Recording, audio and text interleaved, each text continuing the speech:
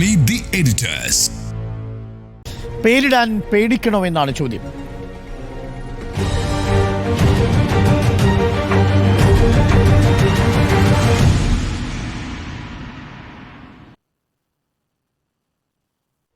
പ്രതി എമ്പുരാനിൽ 24 കട്ടാണ് നിർദ്ദേശിച്ചത്. ആ 24 കട്ടുകളോട് കൂടിയാണ് സിനിമ പിന്നീട് റിലീസ് ചെയ്യുന്ന സാഹചര്യമുണ്ടായത്. നമ്മൾ കണ്ടതാണ് എന്തെല്ലാം നാടകീയമായ സംഭവവികാസങ്ങളാണ്. വില്ലൻ്റെ പേര് മാറ്റണം, ആ കഥാപാത്രങ്ങളിൽ ചില ആളുകൾ അവരെ ചിത്രങ്ങളിൽ നിന്ന് മായ്ക്കണം. അങ്ങനെ 24 കട്ടുകൾ നിർദ്ദേശിച്ചാണ് ഒരു സിനിമ ഇറങ്ങുന്നത്. ഇപ്പോൾ ഇതാ ജാനകി എന്നൊരു കഥാപാത്രത്തിന് പേരിടാൻ പറ്റില്ലത്രേ. അതും ഔദ്യോഗികമായിട്ടല്ല അറിയിക്കുന്നത്, ഇത് അനൗദ്യോഗികമായിട്ടാണ് അറിയിക്കുന്നത്. സെൻസറിങ് ചെയ്യുന്നില്ല. ഒടുവിൽ നിർമ്മാതാക്കൾക്ക് കോടതി കയറി വരേണ്ടി വരുന്നു. നാളെ കോടതിയിലേക്ക് എത്തുകയാണ് ഈ വിഷയം. ഇതിൽ പറയുന്നത് അത് സീതാദേവിയുടെ പര്യായമായതുകൊണ്ട് ജാനകി എന്ന് സിനിമയ്ക്കും കഥാപാത്രത്തിനും പേരിടാൻ കഴിയില്ല. ഇതെങ്ങോട്ടാണ് ഈ നാടിൻ്റെ പോക്ക്? ഇത് എന്താണ് ഇവിടെ സംഭവിക്കുന്നത്? പേരിടാൻ ഭയക്കണോ? പേരിടാൻ മാത്രമല്ല, ആവിഷ്കാര സ്വാതന്ത്ര്യം ഒന്നാകെ തന്നെ ഭയക്കേണ്ട ഒരു സാഹചര്യമുണ്ട്. ഇപ്പോൾ സിനിമയുടെ പേരുമായി ബന്ധപ്പെട്ട് നമ്മൾ എമ്പുരാനാണ് കാര്യമായി ചർച്ച ചെയ്തത്. നമ്മുടെ കേരളവുമായി ബന്ധപ്പെട്ട് കേരളത്തിൽ ആ സിനിമ എങ്ങനെ ചർച്ച ചെയ്യപ്പെട്ടു എന്നുള്ളത് അറിയാവുന്നതാണ്. അതിൻ്റെ കട്ടുമായി ബന്ധപ്പെട്ട് അത് ചെയ്യേണ്ടി വന്നു എന്നുള്ള കാര്യം നമ്മൾ കണ്ടതാണ്. എമ്പുരാനാണ് വലിയ തോതിൽ ഈ കഴിഞ്ഞ ദിവസങ്ങളിൽ നമ്മൾ ഏറ്റവും തൊട്ടു പിന്നാലെ നമ്മൾ ചർച്ച ചെയ്തൊരു വിഷയം അത് തന്നെയാണ്. ഇപ്പോൾ ഈ സിനിമയുമായി ബന്ധപ്പെട്ട് ജാനകി എന്നത് സീതയുടെ പര്യായമാണ്. ആ പേരിടാൻ പറ്റില്ല എന്ന് പറയുന്നത് എന്തുകൊണ്ടായിരിക്കാം? ആ സിനിമയിലെ കഥാപാത്രം ഒരു പെൺകുട്ടിയുടെ പേര് ജാനകി എന്നാണ്. അങ്ങനെ മാത്രമായതുകൊണ്ടാണോ ആ പേര് പാടില്ല എന്ന് പറയുന്നത്? യഥാർത്ഥത്തിൽ ഞാൻ മനസ്സിലാക്കുന്ന കഥയിലെ ആ കഥാപാത്രം ഒരു കേസുമായി ബന്ധപ്പെട്ടാണ്, ഒരു ത്രില്ലറാണത്. അതിലെ ആ പെൺകുട്ടി ലൈംഗികമായി ആക്രമിക്കപ്പെട്ട ഒരു പെൺകുട്ടിയാണ്. അങ്ങനെ ലൈംഗികമായി ആക്രമിക്കപ്പെടുന്ന ഒരു കഥാപാത്രത്തിന് പുരാണത്തിലെ ഒരു പേര് കൊടുക്കരുത് എന്നാണോ ഉദ്ദേശിക്കുന്നത്? ഇനി വില്ലന്മാരായി വരുന്ന ആളുകൾക്കും ഇതുപോലെ ഇനി പുരാണ കഥാപാത്രങ്ങളുടെ പേര് കൊടുക്കാൻ ഇനി ശ്രദ്ധിക്കേണ്ടി വരും. അങ്ങനെ കൊടുക്കാൻ പറ്റുമോ? അപ്പോൾ അതുകൊണ്ടാണ് ഈ ഫെഫ്ക ചെയർമാൻ ബി ഉണ്ണികൃഷ്ണൻ പറഞ്ഞത്, അങ്ങനെ ഒരു കാര്യം ചെയ്യൂ, ഒരു ഗൈഡ് ലൈൻ ഉണ്ടാക്കൂ, നിങ്ങൾ ലിസ്റ്റ് ഓഫ് നെയിംസ് തരൂ, ഇത്രയും പേരുകൾ എല്ലാ സിനിമയ്ക്കും, രാമു എന്നൊക്കെ ഉള്ള പേരുകളുണ്ടല്ലോ, രാമു, രാജു എന്നൊക്കെയുള്ള പേരുകൾ, അങ്ങനെയുള്ള പേരുകൾ വേണമെങ്കിൽ ഉപയോഗിക്കാം. അല്ല, ഒരു ലിസ്റ്റ് തരട്ടെ, ആ പേരുകൾ സ്ത്രീകൾക്ക് ഉപയോഗിക്കേണ്ട പേരുകൾ ഇത്, പുരുഷന്മാർക്ക് ഉപയോഗിക്കേണ്ട പേരുകൾ ഇത്, ഈ തരത്തിൽ ലിസ്റ്റ് തന്നു കഴിഞ്ഞാൽ അത് ഉപയോഗിക്കാം. ആ രൂപത്തിൽ പറയേണ്ടി വരുന്നത് എന്തൊരു ബുദ്ധിമുട്ടാണ്. ഇപ്പോൾ ഈ സിനിമയിൽ തന്നെ സുരേഷ് ഗോപി എന്ന കഥാപാത്രം ഈ പറയുന്ന പെൺകുട്ടിയുടെ പേര് 98 തവണയേറ്റ ഉപയോഗിക്കുന്നുണ്ട്. അതും മാറ്റണമെന്നേ. സിനിമയുടെ പേര് മാത്രമല്ല, സിനിമയ്ക്കകത്ത് അത് ആ പേര് പ്രയോഗിക്കുന്ന ഭാഗം മുഴുവൻ കട്ട് ചെയ്യണമെന്ന് പറഞ്ഞാൽ സിനിമയുടെ മുഴുവൻ ഭാഗങ്ങളും തന്നെ ഒഴിവാക്കുക എന്നുള്ള രൂപത്തിലാണ്. അപ്പോൾ എത്ര കോടികളുടെ നഷ്ടമാണ്. ഇത് ഒരു രസകരമായൊരു കാര്യം, ഈ സിനിമയുടെ പിന്നാമ്പുറത്ത് പ്രവർത്തിക്കുന്ന സിനിമയുടെ നിർമ്മാതാക്കളിൽ ഒരാൾ തന്നെ BJPയുമായി അടുത്ത ആളാണ്. സിനിമയിലെ പ്രധാനപ്പെട്ട നായക കഥാപാത്രമായി വരുന്ന ആൾ സഹമന്ത്രിയാണ്. അപ്പോൾ അവർക്ക് പോലും ഇതിൽ രക്ഷയില്ല എന്ന് പറയുമ്പോൾ ഇത് എവിടേക്കാണോ പോകുന്ന ഒരു വിഷയമാണ് വരുന്നത്. അപ്പോൾ സുരേഷ് ഗോപിയെ ബന്ധപ്പെട്ടു എന്ന് പറയുന്നു സിനിമയുടെ ആളുകൾ. അപ്പോൾ പറയുന്നത് നിങ്ങൾ അതിന് നിയമത്തിൻ്റെ വഴിക്ക് പോകൂ, അതേ വഴിയുള്ളൂ എന്നാണ്. അദ്ദേഹത്തിൻ്റെ വാക്കിന് പോലും വിലയില്ല എന്ന് വേണം മനസ്സിലാക്കാൻ. അപ്പോൾ നിയമത്തിൻ്റെ വഴിക്ക് പോകണം. കോടതിയിൽ പോയി കഴിഞ്ഞാൽ ഉറപ്പായിട്ടും കോടതിയിൽ ഇത് ശക്തമായ നിലപാടെടുക്കുമെന്ന് തന്നെയാണ് ഞാൻ പ്രതീക്ഷിക്കുന്നത്. നമ്മൾ ഇതിനു മുമ്പ് നെറ്റ്ഫ്ലിക്സിൽ ഒരുപാട് സീരീസ് വരാറുണ്ട്, നല്ല കൃത്യമായ രാഷ്ട്രീയം പറയുന്ന BJP വിരുദ്ധ ഒരുപാട് സീരീസുകൾ വന്നിരുന്നു. അത് ഒരു ഘട്ടത്തിൽ അത് ശ്രദ്ധിക്കപ്പെട്ട് കഴിഞ്ഞ ശേഷം അതിലും കത്രിക വന്നു. അപ്പോൾ നമുക്കറിയാം എങ്ങനെയൊക്കെയാണ് ആവിഷ്കാര സ്വാതന്ത്ര്യം അതിനെ ഈ BJP അധികാരത്തിൽ വന്ന ശേഷം ഏതൊക്കെ തരത്തിലാണ് ഇടപെടൽ വരുന്നത് എന്ന്. അപ്പോൾ ഈ പേരിടാൻ എന്ന് മാത്രമല്ല, കഥ തിരഞ്ഞെടുക്കുന്നതിലും സിനിമ പറയുന്നതിലും എല്ലാം ശ്രദ്ധിക്കേണ്ടി വരുന്നല്ല, ഭയക്കേണ്ടി വരുന്ന ഒരു സാഹചര്യമുണ്ട്. ഭയക്കുക എന്ന് വെച്ചാൽ അങ്ങനെ പേടിച്ച് മാറി നിൽക്കുന്നതല്ല, ബുദ്ധിമുട്ടിക്കുമെന്നുള്ളതാണ്. പൈസ കൊണ്ട് ബുദ്ധിമുട്ടിക്കും, ആ ജോലി വെറുതെ ആകുന്നു. ഇപ്പോൾ ഇനി എന്താണ് ചെയ്യുന്നത്? കോടതി രക്ഷ എന്ന് പറയുമ്പോൾ കോടതിയിൽ നിന്നും അതിൽ രക്ഷ കിട്ടിയിട്ടില്ലെങ്കിൽ ആ സിനിമ പോയല്ലോ. അതിൽ പോയ അധ്വാനം, എത്ര പേർക്ക് കിട്ടേണ്ട പണം, ഇതൊക്കെ ഒരുപാട് നഷ്ടങ്ങളുടെ ഒരു കണക്കായിരിക്കും പിന്നെ ചൂണ്ടിക്കാണിക്കാനുണ്ടാവുക. ഏതായാലും ഫെഫ്ക മാത്രമല്ല, സിനിമാ നിർമ്മാതാക്കളെല്ലാവരും സമരത്തിന് കൂടി ഇറങ്ങുകയാണ്. ഇത് അനുവദിക്കാൻ പറ്റില്ല. ഇവിടെ സെൻസർ ബോർഡ് അംഗീകരിച്ച കാര്യമാണ്. മുംബൈയിലാണ് കത്രിക വീഴുന്നത്. മുംബൈയിൽ അവർക്ക് അത് ബോധ്യപ്പെടുന്നില്ല. അപ്പോൾ ഹിന്ദി സിനിമയിലൊന്നും ഈ തരത്തിൽ ഹൈന്ദവ നാമങ്ങൾ അല്ലെങ്കിൽ പുരാണത്തിലെ പേരുകളിലുള്ളവർ ആരും തന്നെ കഥാപാത്രങ്ങളായി വരുന്നില്ല എന്നുള്ളതാണോ? ഇനി അത് അവരൊരു കുഴപ്പവും ഒരു കളങ്കവും ഇല്ലാത്തവരായി മാത്രം അവതരിപ്പിക്കുന്നവർക്കാണോ അങ്ങനെ പേരുകൾ വരിക? നമ്മൾ പഴയ കാലമൊക്കെ നോക്കി കഴിഞ്ഞാൽ അങ്ങനെയൊന്നും അല്ല. അപ്പോൾ ഇനി വരുന്ന കാലത്തിൽ ഇനി അങ്ങോട്ടാണോ പോകുന്നത്? ഇതിൽ കേന്ദ്ര സർക്കാരിൻ്റെ അടക്കം പ്രതികരണം നമുക്ക് തേടാനാണ്, അവരുടെ പ്രതികരണം അടക്കം വരേണ്ടതാണ്. അങ്ങനെ വരുമ്പോൾ അറിയില്ല. കേന്ദ്രമന്ത്രിയായിട്ടിരിക്കുന്ന സുരേഷ് ഗോപി എന്നാലും പരസ്യ പ്രതികരണത്തിന് ഇതുവരെ തയ്യാറായിട്ടില്ല എന്ന് ഞാൻ മനസ്സിലാക്കി, ഇതുവരെ പറഞ്ഞിട്ടില്ല. അപ്പോൾ എന്തായാലും കോടതിയിലാണ് എനിക്ക് വിശ്വാസം. പേരിടാൻ പേടിക്കണം എന്ന് മാത്രമല്ല, സിനിമ കഥ തിരഞ്ഞെടുക്കാനും എല്ലാ തരത്തിലും ആവിഷ്കാര സ്വാതന്ത്ര്യം വലിയ രീതിയിൽ ബുദ്ധിമുട്ട് നേരിടുന്ന, ആവിഷ്കാര സ്വാതന്ത്ര്യം കൂടി ബുദ്ധിമുട്ട് നേരിടുന്ന ഒരു കാലത്താണ് നമ്മൾ ജീവിക്കുന്നത്. ജിമ്മി, ഇതൊരു വല്ലാത്ത കാലമാണ്. ഈ സിനിമയിലെ കഥാപാത്രങ്ങളുടെ സിനിമയുടെ പേര് ദൈവങ്ങളുടെ പേരുമായി സിമിലർ ആയതുകൊണ്ട് അവ മാറ്റണം എന്നുള്ള വിചിത്രമായ വാദമാണ് ഇപ്പോൾ വരുന്നത്. ഇതുവരെയും സെൻസർ ബോർഡിനെ സംബന്ധിച്ച് അങ്ങനെ നേരിട്ട് ഒരു ഏതെങ്കിലും കഥാപാത്രങ്ങളുടെ പേര് ദൈവത്തിൻ്റെ പേരുമായിട്ട് വരുന്നു എന്ന മട്ടിലുള്ള പ്രചരണം ഉണ്ടായിരുന്നില്ല. ഇപ്പോൾ ഇതാദ്യമായി നമ്മൾ അതും കേൾക്കുകയാണ്. പേടിക്കണോ പേരിടാൻ? വേറൊരു കഥ പറഞ്ഞുകൊണ്ട് തുടങ്ങാം. ഇപ്പോൾ ജാനകി വേഴ്സസ് സ്റ്റേറ്റ് ഓഫ് കേരളയാണല്ലോ. Amrit Nahata versus state of Union of India 1975 കേസാണ്. കിസ്സ കുർസിക എന്നൊരു സിനിമ ഉണ്ടായിരുന്നു. 1975 അടിയന്തരാവസ്ഥയ്ക്ക് തൊട്ട് മുമ്പ്, അടിയന്തരാവസ്ഥ കാലത്തല്ല, അടിയന്തരാവസ്ഥയ്ക്ക് തൊട്ട് മുമ്പ് ഒരു ഇന്ദിരാഗാന്ധിയെയും അന്നത്തെ കോൺഗ്രസിനെയും ഒക്കെ വേണമെങ്കിൽ കളിയാക്കാമെന്ന് പറയാവുന്ന ഒരു കോൺഗ്രസ്സുകാരൻ തന്നെ നിർമ്മിക്കുകയും സംവിധാനം ചെയ്യുകയും ചെയ്ത സിനിമ. അതാണ് കിസ്സ കുർസിക, കസേരയുടെ കഥ. ആ സിനിമയ്ക്ക് എന്ത് പറ്റിയെന്നറിയോ? ആ കസേരയ്ക്ക്, ആ സിനിമയ്ക്ക് സെൻസർ ബോർഡ് ചെല്ലുന്നു. സെൻസർ ബോർഡ് ഒന്നും പറയുന്നില്ല. ഇതേ കഥയാണ് കേട്ടോ. സെൻസർ ബോർഡ് അനുമതി കൊടുക്കുന്നുണ്ടോ? ഇല്ല. അനുമതി നിഷേധിക്കുന്നുണ്ടോ? ഇല്ല. അതങ്ങനെ കേസ് ഇങ്ങനെ കിടന്ന് പരാതിയായി അവസാനം കോടതിയുടെ മുമ്പിലെത്തുന്നു. കോടതി പറയുന്നു, സെൻസർ ജൂലൈ മാസം പറയുന്നു 1975 അടിയന്തരാവസ്ഥ ആയിട്ടില്ല, എത്രയും പെട്ടെന്ന് ഈ ഫിലിമിൻ്റെ നെഗറ്റീവുകൾ കൊണ്ടുവരുന്നില്ല. അത് കഴിഞ്ഞ് അടിയന്തരാവസ്ഥ തുടങ്ങി ഓഗസ്റ്റ് മാസം കോടതി നിർബന്ധമായും പറയുന്നു ഇതിന് നെഗറ്റീവുകൾ കൊണ്ടുവരണം. അപ്പോൾ വിചിത്രമായൊരു ന്യായം പറയുകയാണ് ഇൻഫർമേഷൻ ആൻഡ് ബ്രോഡ്കാസ്റ്റിംഗ് മിനിസ്ട്രി. ഇത് കാണുന്നില്ല, ഈ പ്രിൻ്റുകളെല്ലാം എവിടെയൊക്കെ ആയിപ്പോയി.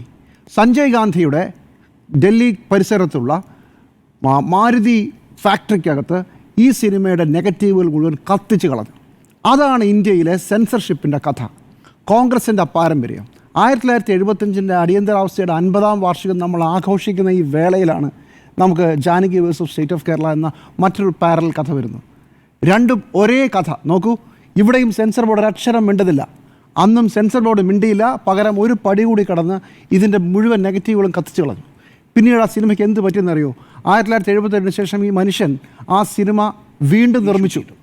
പക്ഷേ അപ്പോഴേക്കും ആ കഥാ പരിസരവും ആ സിനിമയുടെ ഷാർപ്നെസ്സും പോയിട്ട് ആ പടം ബോക്സ് ഓഫീസിൽ പൊളിഞ്ഞുപോയി. പിന്നെ അദ്ദേഹം സിനിമയൊന്നും എടുത്തില്ല. 2002 അദ്ദേഹം മരിക്കുന്നത്. അന്ന് അദ്ദേഹം പാർലമെൻറ്റ് അംഗമാണ്. പിന്നീട് ജനതാ പാർട്ടിയിലൊക്കെ ചേർന്ന് ഒരു തവണ അദ്ദേഹം പാർലമെൻറ്റിൽ വരികയൊക്കെ ചെയ്തു. ഇതാണ് നമുക്ക് ഇഷ്ടമില്ലാത്ത സാധനങ്ങളെ നശിപ്പിക്കാനുള്ള ഒരു പ്രവണത എല്ലാ കാലത്തും ഉണ്ടായിട്ടുണ്ട്. ഇനി ഇത് സർക്കാരിൻ്റെ മാത്രമാണോ? ജോസഫ് മാഷ് എന്നൊരു മനുഷ്യൻ ഒരു ചോദ്യപേപ്പർ ഇട്ടതിന് അദ്ദേഹത്തിൻ്റെ കൈവെട്ടിയ ചരിത്രം കേരളത്തിലാണ് നടന്നത്. അന്നെന്താണ് പറഞ്ഞത്? മുഹമ്മദും പടച്ചവനും തമ്മിലുള്ള സംഭാഷണത്തിൽ മുഹമ്മദിനെ എന്തോ മോശമായി, ഞാൻ ആ കറക്റ്റ് വരി മറന്നുപോയി, പക്ഷേ എടാ മണ്ടാന്നോ എടാ വിട്ടിയെന്നോ എന്തോ ദൈവം വിളിക്കുന്നു. അപ്പോൾ ഈ മുഹമ്മദ് എന്ന് പറയുന്നത് മുഹമ്മദ് നബിയാണ്, അദ്ദേഹത്തെ കളിയാക്കാൻ വേണ്ടിയിട്ടാണ് എന്ന് പറഞ്ഞിട്ടാണ് അദ്ദേഹത്തിന് കൈവെട്ടിയത്. പക്ഷേ പ്രശ്നം അവിടെ അല്ല കേട്ടോ. ഇതുമായി ബന്ധപ്പെട്ട് ഞാൻ പല നേതാക്കളുമായി സംസാരിക്കുമ്പോൾ എൻ്റെ അന്നത്തെ അഭിമുഖ പരിപാടിയിൽ പോപ്പുലർ ഫ്രണ്ട് ഓഫ് ഇന്ത്യയുടെ നേതാക്കൾ വരുമ്പോൾ അവർ പറയുന്നത് കൈവെട്ടിയത് ശരിയായില്ല, പക്ഷേ മനഃപൂർവ്വം ഈ മുഹമ്മദിൻ്റെ പേരിട്ടത് മുഹമ്മദ് നബിയെ കളിയാക്കാനാണ്. ഇതിൻ്റെ പേരിൽ ഒരു മനുഷ്യനും തർക്കിക്കുകയാണ്, ഒരു പാർട്ടി തർക്കിക്കുകയാണ്, മനഃപൂർവ്വം ഇങ്ങനെ ചെയ്തു എന്ന് പറയുകയാണ്. തലയ്ക്ക് മൂളയുള്ള ഒരു മനുഷ്യൻ പോലും വിശ്വസിക്കാത്ത ഒരു നുണ ആവർത്തിച്ചു കൊണ്ടേയിരിക്കുകയായിരുന്നുവെന്ന് ഒരു മനുഷ്യൻ്റെ കൈ പോയ സാഹചര്യമാണ്. കേരളത്തിൽ തന്നെയല്ലേ ഒരു ക്രിസ്തുവിൻ്റെ 6-ാം തിരുമുറുക് എന്ന് പറയുന്ന നാടകം കോൺഗ്രസ് സർക്കാർ നിരോധിച്ചത്? അതിൻ്റെ പേരിലുണ്ടായ പൊല്ലാപ്പ് എന്തൊക്കെയായിരുന്നു? അതെല്ലാം പോട്ടെ, കേശു ഈ വീടിൻ്റെ നായകൻ, വീടിൻ്റെ നാഥൻ എന്ന് പറഞ്ഞൊരു സിനിമ, ദിലീപിൻ്റെ സിനിമ, അപ്പം തന്നെ കേരളത്തിലെ പുതിയ RSS ലേബൽ എന്ന് ആരോപിക്കപ്പെടുന്ന ക്രിസ്ത്യാനികൾ ഇറങ്ങിയല്ലോ. പകരം മുഹമ്മദിനെ കളിയാക്കിക്കൊണ്ട് അതിൻ്റെ കഥയൊക്കെ പ്രസിദ്ധീകരിച്ച് ഞങ്ങളൊരു സിനിമ ഇതാ പിടിക്കാൻ പോകുന്നു എന്ന് പറഞ്ഞല്ലോ.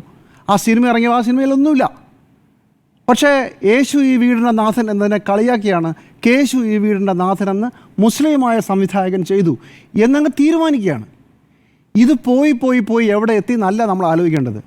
നമ്മുടെയൊക്കെ രക്തത്തിൽ, നമ്മുടെയൊക്കെ അധികാരം കയ്യിലിരിക്കുന്നവരുടെ സംഘബോധം, സംഘടനാ ശക്തി കയ്യിലുള്ളവരുടെ മുഴുവൻ ബ്ലഡിൽ ഇതുണ്ട്.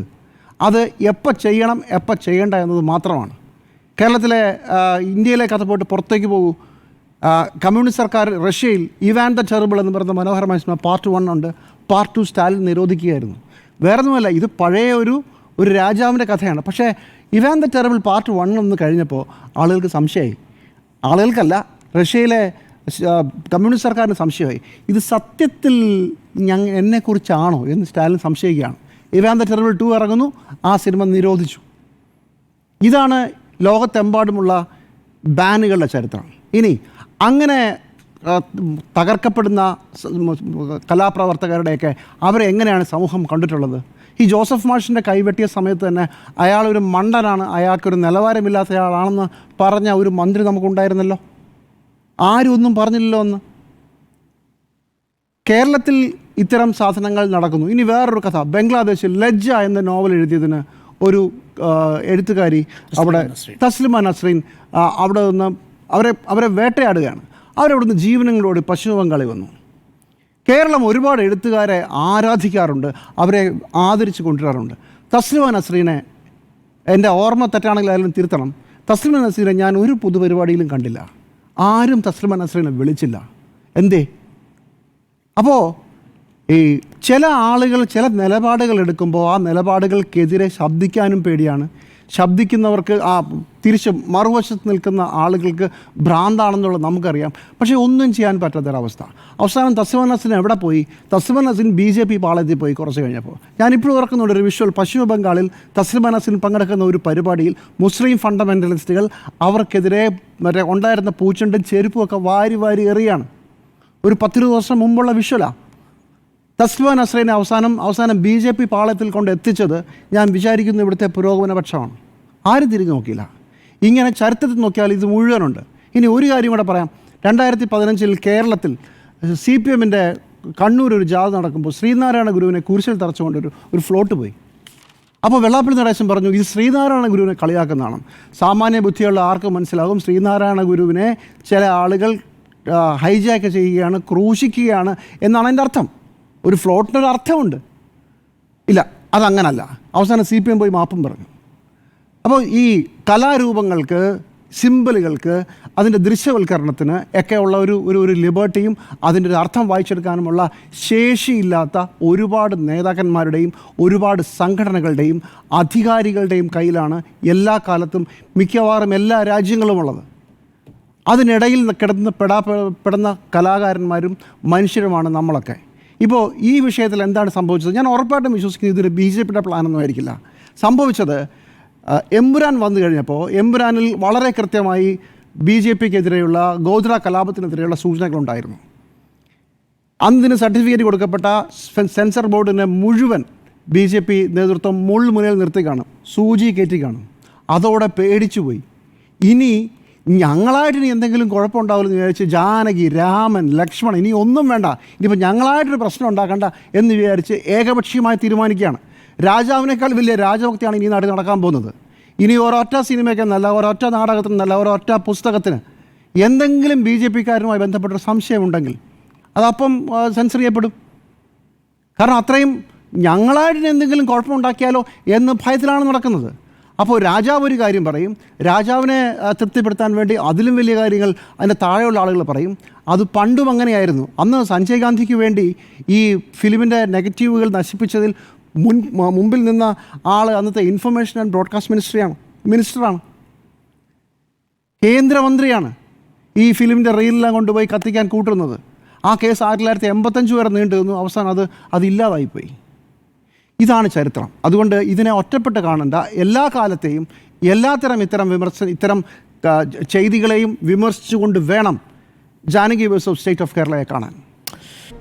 ആൻറ്റോ അഗസ്റ്റിൻ, ഇതിപ്പോൾ പേരിടാൻ ഭയന്ന് എന്തിൽ പേരിടുമെന്നൊരവസ്ഥയിലേക്ക് എത്തി നിൽക്കുകയാണ്. എങ്ങനെ പേരിട്ടാലും അതൊരു പക്ഷേ സെൻസറിങ്ങിൻ്റെ മുന്നിൽ തങ്ങൾ കുറ്റക്കാരെ പോലെ നിൽക്കേണ്ടി വരുന്ന അവസ്ഥ. നാളെ റിലീസ് ചെയ്യേണ്ട സിനിമയാണ്, ഇതുവരെയും സെൻസറിങ് കിട്ടിയിട്ടില്ല, എഴുതി കൊടുക്കുന്നുമില്ല. എന്താണ് കാരണമെന്ന്? പേരിടാൻ ഭയക്കണം എന്നുള്ളത് തന്നെയാണ് എൻ്റെ അഭിപ്രായം. UA ഇങ്ങനെ 3 കാറ്റഗറിയിലാണ് സാധാരണ സെൻസർ ചെയ്ത് കിട്ടുക. അപ്പോൾ ഈ പടം കേരളത്തിലെ സെൻസർ ബോർഡ് അംഗങ്ങൾ കാണുകയും അതിന് സെൻസർഷിപ്പ് കൊടുക്കാൻ തീരുമാനിക്കുകയും ചെയ്തതാണ്. അതിനുശേഷം 2 ദിവസം കഴിഞ്ഞിട്ടും എന്തെല്ലാം അവർക്ക് സെൻസർ ബോർഡ് സർട്ടിഫിക്കറ്റ് വരുന്നില്ല. അത് ബോംബെയിൽ നിന്ന് പ്രിൻ്റ് ചെയ്തിട്ടാണ് വരേണ്ടത്. 2 ദിവസം സർട്ടിഫിക്കറ്റ് വരുന്നില്ല എന്നുള്ളത് അന്വേഷിക്കുമ്പോഴാണ് സെൻസർ ബോർഡ് എന്താണ് സെൻസർ ചെയ്ത് കൊടുക്കുന്നില്ല എന്നുള്ളതും അവർ തീരുമാനിക്കുന്നു, ഇവർ അറിയുന്നതും അങ്ങനെയാണ്. അതുകൊണ്ടാണ് 27-ാം തീയതി, ഇത് കഴിഞ്ഞ ബുധനാഴ്ചയാണ് ഈ പടം കാണുന്നത്, അതിനുശേഷം 2 ദിവസത്തിനുള്ളിൽ അവർക്ക് ഇതിൻ്റെ സെൻസർഷിപ്പ് കിട്ടേണ്ടതാണ്. അപ്പം അതെന്ത് ചോദിച്ചു, 27-ാം തീയതി റിലീസിന് വെച്ച പടമാണ്. അപ്പോൾ 27-ാം തീയതി റിലീസിന് വെക്കുമ്പോഴുള്ള പ്രത്യേകത എന്താണ്, അതിൻ്റെ എല്ലാ പോസ്റ്റ് പ്രൊഡക്ഷൻ വർക്കുകളും കഴിഞ്ഞിട്ടുണ്ടാവും, അതിൻ്റെ പ്രിൻറ്റ് ചെയ്തിട്ടുണ്ടാവും, അതിൻ്റെ പോസ്റ്റർ പ്രിൻറ്റ് ചെയ്തിട്ടുണ്ടാവും, അതിൻ്റെ അഡ്വർടൈസ്മെൻറ്റ് സ്റ്റാർട്ട് ചെയ്തിട്ടുണ്ടാവും, എല്ലാ ആൾക്കാരും പണം കൊടുത്തു കഴിഞ്ഞിട്ടുണ്ടാവും. എല്ലാ ഇതൊക്കെ ഒരു സിനിമയെക്കുറിച്ചിട്ട് ആൾക്കാർ എന്താണ് വിചാരിക്കുന്നത് നമുക്കറിയില്ല. കാരണം അതിൻ്റെ പുറകിൽ പണിയെടുക്കുന്ന ആൾക്കാരുടെ എണ്ണം നോക്കിയിട്ട് ആയിരക്കണക്കിന് ആൾക്കാരാണ്, അവരുടെ ജീവിതോപാധിയും കൂടിയാണ് അതൊരു സിനിമ എന്ന് പറയുന്നത്. അതൊരു വ്യവസായമാണ്. ആ വ്യവസായത്തെ താർക്കുക കൂടിയാണ് ഈ കേന്ദ്ര സർക്കാർ ഇപ്പോൾ ചെയ്തിട്ടുള്ളതെന്നാണ് എൻ്റെ അഭിപ്രായം. എന്താണ് ഇതിൻ്റെ ഒരു പിന്നണിയിൽ നിൽക്കുന്ന ആൾക്കാരുടെ വിഷമം എന്ന് പറയുന്നത് മനസ്സിലാക്കുന്നില്ലാത്തതുകൊണ്ടാണ്. ഒരു തിയേറ്റർ ഒരു സിനിമ റിലീസ് ചെയ്യണമെങ്കിൽ അതവരുടെ തിയേറ്റർ കണ്ടെത്തുകയും അതിന് ഡേറ്റ് ഫിക്സ് ചെയ്യുകയും ചെയ്താൽ താരതമ്യേന ചെറിയ സിനിമയാണെങ്കിൽ വലിയ ബുദ്ധിമുട്ടാണ്. വലിയ പടങ്ങൾക്ക്, ബിഗ് ബഡ്ജറ്റ് പടങ്ങൾക്ക് അത്ര വലിയ ബുദ്ധിമുട്ടുണ്ടാവില്ല. പക്ഷേ ഇത് ഒരു സിനിമ റിലീസ് ചെയ്യുമ്പോൾ എത്ര തിയേറ്ററുകൾ കണ്ടെത്തണം, എത്ര മൾട്ടിപ്ലക്സുകളാണ്, അത് സ്റ്റേറ്റിന് 5 സ്റ്റേറ്റ് എങ്ങാണ്ടാണ് അവർ പറയുന്നത്, 5 സ്റ്റേറ്റിൽ 5 ഭാഷയിൽ റിലീസ് ചെയ്യാൻ വേണ്ടിയിരിക്കുന്ന പടമാണ്. അപ്പം അവരെടുത്ത എഫേർട്ടുകളെ എല്ലാം ഒറ്റ വാക്കുകൊണ്ട് ഇല്ലാതാക്കുക എന്നുള്ളതാണ്. 92 കട്ട്സാണ് പറയുന്നത്. ജാനകി എന്ന് പറയുന്നത് സീതാദേവിയുടെ പര്യായമാണ് എന്ന് പറഞ്ഞിട്ടാണല്ലോ കട്ട് ചെയ്യുന്നത്. 92 സ്ഥലത്ത് സുരേഷ് ഗോപി അതിൻ്റെ നായകൻ തന്നെ 92 സ്ഥലത്ത് ഡബ് ചെയ്തിട്ടുണ്ട്, ഈ വാക്ക് പറഞ്ഞിട്ടുണ്ടെന്നുള്ളതാണ്. അതുമാത്രമല്ല, ഈ പേര് തന്നെ, ഈ സിനിമയുടെ പേര് തന്നെ ജാനകി എന്നാണ്. അപ്പോൾ ഈ പേര് മാറ്റണമെങ്കിൽ എന്ത് ചെയ്യണം, മാറ്റുക എന്ന് പറഞ്ഞാൽ പിന്നെ ചേംബറിൽ നിന്ന് ആദ്യമായിട്ട് തുടങ്ങണം.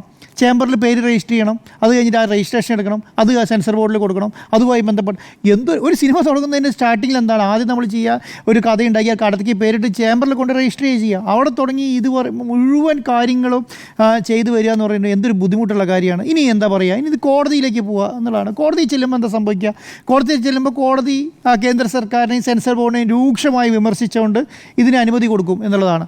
എന്താണ് ഈ നാട്ടിൽ നടക്കുന്നതെന്ന് ആലോചിക്കും. മനുഷ്യന് ഈ നാട്ടിൽ എങ്ങനെ ജീവിക്കണമെന്നും അവൻ്റെ ആവിഷ്കാര സ്വാതന്ത്ര്യം എങ്ങനെ നടപ്പിലാക്കണമെന്നും അതിൻ്റെ പേരിൽ എങ്ങനെ സർക്കാർ കടന്നു കയറുന്നുള്ള ഏറ്റവും വലിയ ഉദാഹരണമല്ലത്. കോടതി അനുമതി കൊടുത്തു എന്ന് വെക്കുക. ഈ വന്ന നഷ്ടങ്ങൾ ആര് സഹിക്കും? 27-ാം തീയതി റിലീസിന് വെച്ച പടത്തിന് ഈ പ്രൊഡ്യൂസർക്ക് വന്ന നഷ്ടം, ഈ സംവിധായകർക്ക് വന്നും ഇവരുടെ അണിയറ പ്രവർത്തകർക്ക് വന്ന നഷ്ടം ആര് സഹിക്കും? ആര് സഹിക്കില്ല. കോടതി പണം തരാൻ പോകുന്നില്ലല്ലോ, കേന്ദ്ര സർക്കാർ പണം തരാൻ പോകുന്നില്ലല്ലോ. ഇതിൻ്റെ പ്രൊഡ്യൂസർ എന്ന് പറയുന്നത് വളരെ കാച്ചിക്കുറുക്കി അതിൻ്റെ 10% താഴെയാണ് വിജയ ശതമാനം. ഒരു 100 സിനിമ എടുക്കുമ്പോൾ 10 സിനിമയാണ് ഏകദേശം എന്താണ് പറയുക, അവരെ മുടക്ക് മുതൽ തിരിച്ചു കിട്ടുന്ന പടങ്ങൾ. 1-2 സിനിമകളാണ് വിജയിച്ചു എന്ന് പറയുന്ന സിനിമകൾ. 99 സിനിമയും 98 സിനിമയും വിജയിക്കുന്നില്ല ഈ സംസ്ഥാനത്ത്. അതിൻ്റെ മേലെ ഒരു പ്രൊഡ്യൂസർ എടുക്കുന്നത്, അതിന് പണം മുടക്കുന്നവരെടുക്കുന്ന റിസ്ക് മനസ്സിലാക്കാതാണ് ഈ പറയുന്ന എല്ലാ സംവിധാനങ്ങളും പ്രവർത്തിക്കുന്നത്. രാഷ്ട്രീയക്കാർക്ക് എന്ത് വിളിച്ച് പറയാമെന്ന്, രാഷ്ട്രീയക്കാർക്ക് ഏത് കാര്യങ്ങളും കൈകാര്യം ചെയ്യാം, ഭരണാധികാരികൾക്ക് എന്തും ചെയ്യാം. കാരണം എന്താണ്, അവർക്ക് കറക്റ്റായി ശമ്പളം വരും. അവർക്ക് 1-ാം തീയതി രാവിലെ അവരുടെ കയ്യിൽ ശമ്പളം വരും. മനസ്സിലായി? അവർക്ക് ജനങ്ങളോട് പോയി പറയേണ്ട കാര്യം എന്ന് പറയുന്നത് കുറേ ന്യായീകരണങ്ങളായിരിക്കും. എല്ലാത്തിനും നമ്മൾ ഭരണാധികാരികൾ ചെയ്യുന്ന കാര്യങ്ങൾ ശ്രദ്ധിച്ചിട്ടുണ്ടോ, എല്ലാത്തിനും ഒരു ന്യായീകരണങ്ങളുണ്ടാകും. ആ ന്യായീകരണം നിരത്തും ജനങ്ങളുടെ മുന്നിൽ. പക്ഷേ ഇതിൻ്റെ ഭാഗവാക്കാവുന്നതിന് അനുഭവിക്കുന്ന വിഷമം ഒരാൾക്കും മനസ്സിലാകാൻ പറ്റില്ല എന്നുള്ളതാണ്. ഇതിൽ ബി ഉണ്ണികൃഷ്ണൻ പറഞ്ഞ കാര്യത്തിനകത്താണ് എനിക്കതിൻ്റെ ഏറ്റവും അനുകൂലമായി തോന്നിയത്. കേന്ദ്ര സർക്കാർ ഇനി ചെയ്യേണ്ടത് എന്താണെന്നറിയോ, കുറേ ഹിന്ദു ദൈവങ്ങൾക്ക് ഇടാൻ പറ്റിയ പേര്, അല്ലെങ്കിൽ ഹിന്ദു കഥാപാത്രങ്ങൾ വരുന്നവർക്ക് ഇടാൻ പറ്റുന്ന പേരുകൾ കുറച്ച് എഴുതി തരിക, അത് ഗൈഡ് ലൈൻ ഉൾപ്പെടുത്തുക, എന്നിട്ട് അത് ഇട്ടോളാൻ പറയുക. അതല്ലേ നല്ലത്. ഇനിയിപ്പം പേരന്വേഷിച്ച് നടക്കേണ്ട കാര്യമില്ലല്ലോ. ഇനി അടുത്ത സുരേഷ് ഗോപിൻ്റെ പടത്തിൻ്റെ പേരെന്താ അറിയോ, വരാഹം എന്നാണ്. അടുത്ത വരാൻ പോകുന്ന സുരേഷ് ഗോപിയുടെ പടം വരാഹം എന്നാണ്. അതെന്താണ്, ഈ പിന്നെ ഇതിലാണ് എന്താ, മത്സ്യം, കൂർമ്മം, വരാഹം, അതാണല്ലോ ഈ മഹാവിഷ്ണുവിൻ്റെ 3 അവതാരം വരുന്നത്. ഇനി മഹാവിഷ്ണുവിൻ്റെ അവതാരമാണ്, വരാഹം വേണ്ടെന്ന് പറഞ്ഞാൽ ആ പടം തീർന്നു. മനസ്സിലായി? അത് ഫുൾ പടം പ്രൊഡക്ഷൻ കഴിഞ്ഞ് ഞാൻ പറയുന്നത് ആ അവതാരങ്ങൾ 3-ാമത്തെ അവതാരം. ഞാൻ പറയും വരാഹം എന്ന് പറഞ്ഞാൽ 3-ാമത്തെ മഹാവിഷ്ണുവിൻ്റെ 3-ാമത്തെ അവതാരമാണ്. അപ്പം ഞാൻ ഇത് പറയുന്നത് എന്തുകൊണ്ടാണ്, ഈ സിനിമ പ്രൊഡക്ഷൻ കഴിഞ്ഞ് എല്ലാം കംപ്ലീറ്റായി റിലീസിന് റെഡിയായി നിൽക്കുകയാണ്. അപ്പോഴാണ് ഈ ഇത് പറയുന്നത്. അപ്പം ഇനി ഹിന്ദു ദൈവങ്ങളുടെയോ ഹിന്ദു ആചാരവുമായി ബന്ധപ്പെട്ട കാര്യങ്ങളോ ഒന്നും ചെയ്യാൻ കഴിയില്ല എന്നുള്ളതാണ്. എൻ്റെ സ്വന്തം ജാനകുട്ടിക്ക് എന്ന് പറഞ്ഞ പടം ഇറങ്ങിയ സംസ്ഥാനമല്ലേ ഇത്, അല്ലേ? എത്രയോ പടങ്ങൾ, നരസിംഹം എന്ന് പറഞ്ഞ പടം ഇറങ്ങിയില്ലേ കേരളത്തിൽ? അന്ന് ആരും ഒന്നും പറഞ്ഞില്ലല്ലോ. എത്രയോ നല്ല പടങ്ങൾ, എത്രയോ പടങ്ങൾ നോക്കിയിട്ടാണോ കേരളത്തിൽ കാര്യങ്ങൾ തീരുമാനിക്കുന്നത്? വളരെ മോശമായിട്ടാണ് ഇതിനെ ട്രീറ്റ് ചെയ്യുന്നത് എന്നുള്ളതാണ്. അപ്പം നമ്മളെ സംബന്ധിച്ചിടത്തോളം എന്താണ്, കലാകാരൻ്റെ ആവിഷ്കാര സ്വാതന്ത്ര്യം എന്ന് പറയുന്നത് അവൻ്റെ മനസ്സിൽ ഉദിക്കുന്ന സാധനമാണ്. അതിന് നമ്മൾ കുറേ ന്യായീകരണങ്ങളും കുറേ ഗൈഡ് ലൈനും വെച്ചാൽ പിന്നെ അതില്ല. നമ്മൾ നാടകത്തെക്കുറിച്ച് പറയുമല്ലോ. നാടകം എന്ന് പറയുന്നത് അവൻ്റെ അഭിനയ കലകൾ കൊണ്ട് ജനങ്ങളിൽ അവനെന്താണ് ഉദ്ദേശിക്കുന്നത്, അവൻ്റെ മനസ്സിലെന്താ ഉദ്ദേശിക്കുക, ജനങ്ങളിലേക്ക് എത്തിക്കാനാണ് ഉദ്ദേശിക്കുന്നത്. അത് അങ്ങനെ ചെയ്യുന്നതാണ്. ബുക്കുകൾ അങ്ങനെയല്ലേ, നമ്മൾ എത്രയോ പുസ്തകങ്ങൾ, എത്രയോ പിന്നെ എഴുത്തുകാർ ഈ സംസ്ഥാനത്തുണ്ടായി, ഈ നാട്ടിലുണ്ടായി. അതൊക്കെ എങ്ങനെയാണ് ഉണ്ടായത്? അവരുടേതായ ആവിഷ്കാര സ്വാതന്ത്ര്യം നമ്മൾ ഓരോ സമരങ്ങൾ നടത്തിയത് എഴുത്തിൽ കൂടിയല്ലേ, എത്രയോ പാർട്ടിയിൽ കൂടെ സമരം നടത്തി. ഇപ്പോൾ വേടനെക്കുറിച്ച് നമ്മൾ പറയുമല്ലോ, വേടനെക്കുറിച്ച് പറയുന്നത് ഓരോ വാക്കുകളും അളന്നു മുറിച്ച് ജനങ്ങളിലേക്ക് എത്തിക്കുക എന്നുള്ളത്. അപ്പം വലിയ രീതിയിലുള്ള മുതൽ മുടക്കുള്ള ഇതുപോലെയുള്ള വ്യവസായങ്ങളെ തകർക്കുന്നതിന് വേണ്ടിയിട്ടാണ് ഇപ്പം ഇതുപോലെ നടക്കുന്നത് എന്നുള്ളതാണ് ഞാൻ വിചാരിക്കും. ഇപ്പോൾ നാളെ ഫെഫ്കയുടെ യോഗമുണ്ട്. നാളെ ഫെഫ്കയുടെ യോഗത്തോട് കൂടിയിട്ട് സിനിമാ സംഘടനകൾ സമരത്തിലേക്ക് ഇറങ്ങും. എന്തിനാണ്? ഈ പറഞ്ഞ സെൻസർ ബോർഡിനെതിരെ. അപ്പോൾ എന്താണ് ഒരു ഞാൻ പറയുന്നത്, ഈ നമ്മുടെ ഇപ്പോൾ അടുത്തിറങ്ങിയ സിനിമയുണ്ടല്ലോ, വലിയ വിവാദമായ പടം, മറ്റേ ഇത് എമ്പുരാന് ശേഷം കുറച്ച് അടങ്ങിയിരിക്കുകയായിരുന്നു അല്ലേ. ഇനിയിപ്പോൾ രണ്ടാമത് തുടങ്ങുമ്പോൾ എന്താണ്, ആൾക്കാർക്ക് ഈ വ്യവസായത്തിലേക്ക് വരുന്നവരെല്ലാം ഇനി പേടിക്കും. ഒന്നാമത് ഈ സാധനം വിജയിക്കുന്നില്ല, ഈ സിനിമ വിജയിക്കുന്നില്ല, ഇൻവെസ്റ്റ് ചെയ്യാൻ മടിക്കുന്നു. 4-5 ഒരു ഇപ്പം നോക്കിയാൽ നിങ്ങൾ ശ്രദ്ധിച്ചാൽ മനസ്സിലാവും, ഓരോ സിനിമ പ്രൊഡ്യൂസ് ചെയ്യുന്നത് 5-6 ആൾക്കാരാണ്. ഒരാൾക്ക് തന്നെ അതിൻ്റെ തൻ്റെ ഇടത്തോടുകൂടി അതിന് മുന്നോട്ട് ഇറങ്ങാം. പണ്ട് അങ്ങനെയല്ലല്ലോ. പണ്ട് ഒരു പ്രൊഡ്യൂസറെ നമുക്ക് കാണാൻ പറ്റും, രണ്ടാമതൊരു പ്രൊഡ്യൂസറെ നമുക്ക് കാണാം. ഇപ്പോൾ അടുത്ത കാലത്ത് ഇറങ്ങിയ സിനിമകൾക്കെല്ലാം 3-4-5 പ്രൊഡ്യൂസർമാരാണ്. എന്തുകൊണ്ടാണ്? സിനിമയോട് എടുക്കണമെന്ന് ആഗ്രഹമുണ്ട്, അതിനോടൊരു വലിയ ജനങ്ങൾക്ക് അതിനോടൊരു വലിയ ഇഷ്ടമുണ്ട്. ആ ഇഷ്ടത്തെ അവരെന്ത് ചെയ്യും? ഒറ്റയ്ക്ക് എടുക്കാൻ തൻ്റെ ഇടം വരുന്നില്ല. തൻ്റെ ഇടം വരാത്തതിന് കാരണം എന്താ? ആ കാരണം എന്ന് പറയുന്നത് ഇതുപോലെയുള്ള അടിച്ചമർത്തലുകളും ഇതുപോലെ കൂച്ചുവിലങ്ങുകളുമാണ്. അതിൽ നിന്ന് അത് കേന്ദ്ര സഹമന്ത്രിയുടെ അവസ്ഥയാണ് ഞാൻ പറയുന്നത് ഇവിടുത്തെ സാധാരണക്കാരുടെ സിനിമാ നടൻ്റെ അവസ്ഥയല്ല, കേന്ദ്ര സഹമന്ത്രി അഭിനയിക്കുന്ന പടത്തിൻ്റെ അവസ്ഥയാണ്. അദ്ദേഹത്തിന് വിളിച്ചു പറയാൻ പറ്റുന്നില്ല എന്ന് പറയുമ്പോൾ നമ്മൾ ആലോചിച്ച് നോക്കിയേ, അത് എവിടെയാണ് അവിടെ പോയി നിൽക്കുന്നത്? ഇനി കോടതിയിൽ പോയിക്കോട്ടെ എന്ന് പറയും. 2 കാര്യങ്ങളാണ്.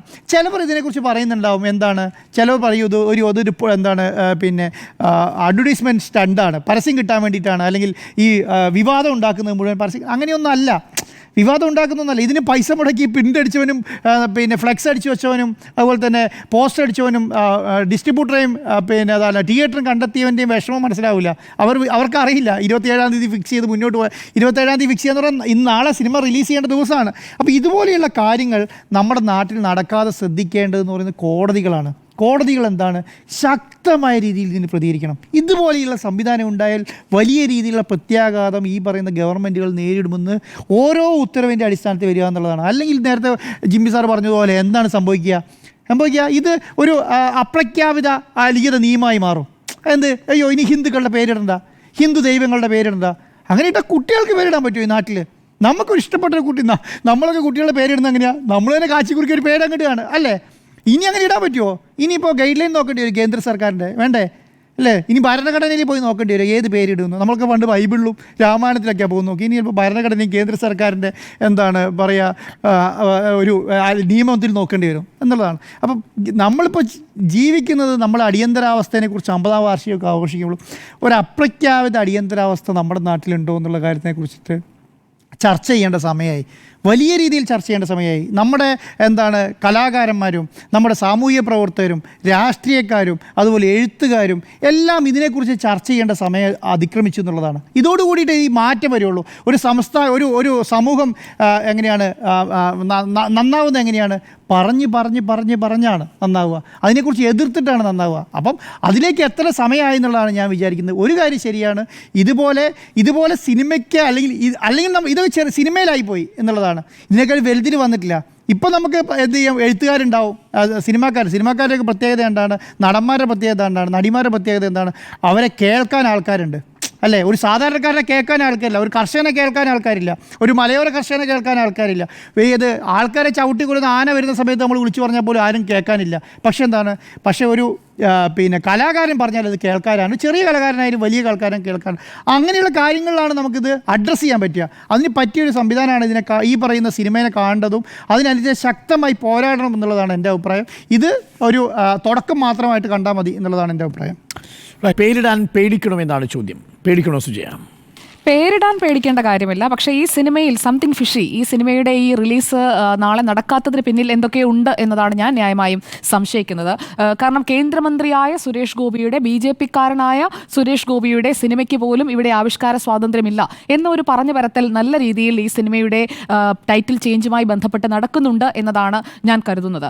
കാരണം MP പത്മകുമാർ നേരത്തെ പറഞ്ഞ ഒരു കാര്യമാണ് അതിനാധാരമായി ഒരു സംശയമായി എൻ്റെ മനസ്സിലേക്ക് വരുന്നത്. കാരണം അന്ന് ഇപ്പോൾ രംഗത്ത് വന്നിരിക്കുന്ന പോകുന്ന ആരെയും നമ്മൾ കാണുന്നില്ല. എം പി പത്മകുമാറിന്റെ കേസ് എന്താണ് എന്നത് ഞാൻ പരിശോധിച്ചു. എം പി പത്മകുമാറിന്റെ കേസിൽ നിന്ന് നമുക്ക് തുടങ്ങാം. ടോക്കൺ നമ്പർ, അതാണ് ആ സിനിമയുടെ പേര്. ടോക്കൺ നമ്പർ എന്ന സിനിമയിൽ ജാനകി എബ്രഹാം 2 കഥാപാത്രങ്ങൾ. ആ 2 കഥാപാത്രങ്ങളിൽ ഒന്നിന്റെ പേര് മാറ്റണം. അതാണ് സെൻസർ ബോർഡ് ആവശ്യപ്പെട്ടത്. അപ്പോൾ അതിൽ എബ്രഹാം എന്ന പേര് മാറ്റിക്കഴിഞ്ഞാൽ അത് ആ കഥ മുന്നോട്ട് കൊണ്ടുപോകുന്നതിൽ എബ്രഹാം എന്ന പേരും അയാളുടെ പ്രസൻസുമാണ് കൂടുതൽ പ്രാധാന്യം എന്നുള്ളത് കൊണ്ട് അതിലെ ജാനകിയുടെ പേര് മാറ്റുകയാണ്. ആ ജാനകിയുടെ പേര് മാറ്റി ജാനകിയെ ജയന്തിയാക്കുകയാണ് എം പി പത്മകുമാർ ചെയ്തത്. അത് നടക്കുന്നത് കഴിഞ്ഞ അധികം ദൂരെയൊന്നുമല്ല, മെയ് മാസം 22-ാം തീയതിയാണ് സെൻസർ ബോർഡിനെ പത്മകുമാർ സമീപിച്ചത്. ഇന്ന് വാദിക്കുന്ന ഒരാൾ പോലും, അതായത് ബി ഉണ്ണികൃഷ്ണൻ, ആൻഡോ സർ ഇവിടെ വലിയ ആർജവത്തോടെ ചൂണ്ടിക്കാട്ടിയ ബി ഉണ്ണികൃഷ്ണൻ ഈ കാര്യത്തിൽ പത്മകുമാറിന്റെ ഒപ്പം നിന്നിട്ടില്ല. ഇത് ഞാൻ പറയുന്നതല്ല, പത്മകുമാറിനെയാണ് ഞാൻ കോട്ട് ചെയ്യുന്നത്. ഇവിടെ JSKയുടെ പ്രദർശനം തടഞ്ഞ നടപടി സെൻസർ ബോർഡിനെതിരെ ജൂൺ 22 മുതൽ ഇന്ന് വരെ ബി ഉണ്ണികൃഷ്ണൻ ഇങ്ങനെ ബൈറ്റുകൾ തന്നുകൊണ്ടേയിരിക്കുകയാണ്. വളരെ നിഷ്കളങ്കമായുള്ള ഒരു പിന്തുണ ഈ സിനിമയുടെ അണിയറ പ്രവർത്തകർക്ക് ബി ഉണ്ണികൃഷ്ണൻ കൊടുക്കുകയാണ് എന്ന് ഞാൻ കരുതുന്നില്ല. എൻ്റെ വ്യക്തിപരമായ ബോധ്യത്തിന്റെ അടിസ്ഥാനത്തിലാണ് ഞാനിത് പറയുന്നത്. കാരണം ഈ സെൻസർ ബോർഡിനെതിരെ ആദ്യഘട്ടത്തിൽ പറഞ്ഞത് ഇരയാകുന്ന പെൺകുട്ടിക്ക് സീതാദേവിയുടെ പേര് പാടില്ലെന്ന് പറഞ്ഞു എന്നതാണ് ബി ഉണ്ണികൃഷ്ണന്റെ 22-ാം തീയതിയിലെ സൗണ്ട് ബൈറ്റ്. ആര് പറഞ്ഞു? അണിയറ പ്രവർത്തകർ നടത്തിയ വാർത്താ സമ്മേളനം നമ്മൾ തത്സമയം കൊടുത്തതാണ്. സംവിധായകൻ പറയുന്നു ഞങ്ങളെ വാക്കാൽ കാര്യങ്ങൾ പറഞ്ഞതല്ലാതെ രേഖാമൂലം ഒരു കാര്യം പോലും അറിയിച്ചിട്ടില്ല, ഷോക്കോസ് നോട്ടീസ് ഇഷ്യൂ ചെയ്തിട്ടില്ല. ഇതെല്ലാം പറയുന്നത് സിനിമയുടെ സംവിധായകനാണ്. അപ്പോൾ ബി ഉണ്ണികൃഷ്ണൻ ഇൻഫർമേഷൻ എവിടെ നിന്ന് കിട്ടി? ഇരയാകുന്ന പെൺകുട്ടിക്ക് സീതാദേവിയുടെ പേര് പാടില്ലെന്ന് പറഞ്ഞു. അദ്ദേഹത്തോട് പറഞ്ഞോ സെൻസർ ബോർഡിലെ ആളുകൾ?